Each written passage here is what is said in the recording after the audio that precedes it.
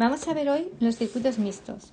Los circuitos mixtos son aquellos que tienen una combinación de resistencias en paralelo y en serie. Podemos tener varios grupos de resistencias en paralelo y varios grupos de resistencias en serie. Vamos a ver cómo se trabaja para ver cuánto vale la intensidad que recorre el circuito o el valor de alguna resistencia. Vamos a tomar como ejemplo el siguiente circuito. Dadas dos resistencias en paralelo del mismo valor que están unidas a una resistencia en serie y que trabajan con una pila a 4,5 voltios. Lo que nos piden es conocer cuánto vale la intensidad total que circula por el circuito, cuánto vale las intensidades que se nos van por cada una de las ramas, que lo vamos a llamar V1 y V2, y cuánto vale la caída de tensión en los extremos de cada grupo de resistencias, ¿vale? Entonces vamos a ir pasito a pasito. Para conocer cuánto vale la intensidad total, lo primero que tenemos que hacer es saber cuánto valen la resistencia equivalente del circuito. Es decir, vamos a pasar a un circuito en el cual vamos a tener una resistencia que vamos a llamar R sub P, que es la resistencia equivalente de las dos resistencias en paralelo, que va a estar en serie con la resistencia R3. Después de este grupo de resistencias vamos a sacar una única resistencia, ¿vale? Este circuito, el primero que vemos aquí, nos va a servir a la hora de calcular las caídas de tensión en los extremos. Vamos a llamar a esta caída de tensión V1 y a esta otra caída de tensión entre los dos extremos de la resistencia la vamos a llamar V2. De tal manera que el voltaje de la pila se va a dividir entre el primer grupo de resistencias en paralelo y la resistencia en serie, que es R3, ¿vale? Que la vamos a llamar aquí V2. Comenzamos calculando la resistencia equivalente de las dos resistencias en paralelo. Y la vamos a llamar, R sub P. Comenzamos. Como están en paralelo, la inversa de RP será la suma de las inversas de las dos resistencias que se suman. Es decir, que 1 entre RP será igual a 1 partido de 10 más 1 entre 10 será 2 entre 10. Con lo cual, esto es equivalente, 1 entre RP es 2 entre 10, o sea que RP será 10 entre 2, 5 ohmios. El valor de RP ya lo tenemos aquí, vale 5 ohmios. Ahora vamos a ver cuánto vale la resistencia total, ¿vale?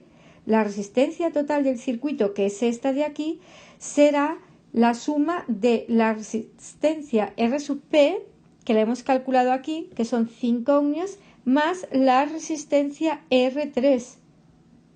Es decir, que la resistencia total será 5 más 10. 5 más 10, 15 ohmios. Esta será la resistencia total del circuito.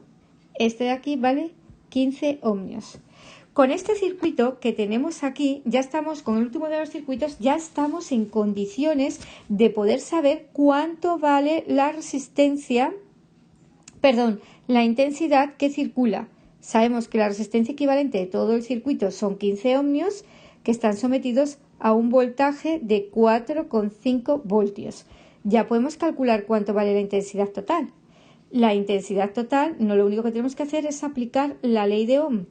Intensidad es V entre R, es decir, que la intensidad son 4,5 entre la resistencia 15, serán 0,3 amperios. Ya sabemos cuánto vale la intensidad total del circuito.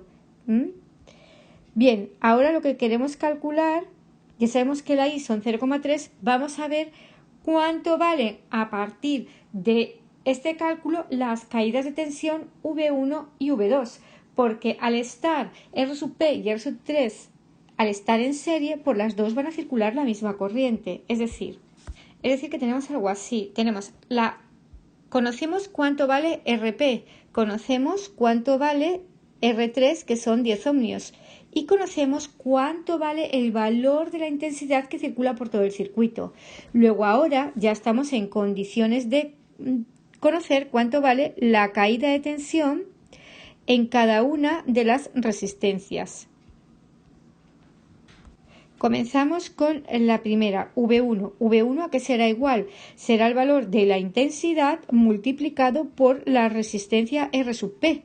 Es decir, la intensidad 0,3 por RP, que son 5, luego 1,5 voltios.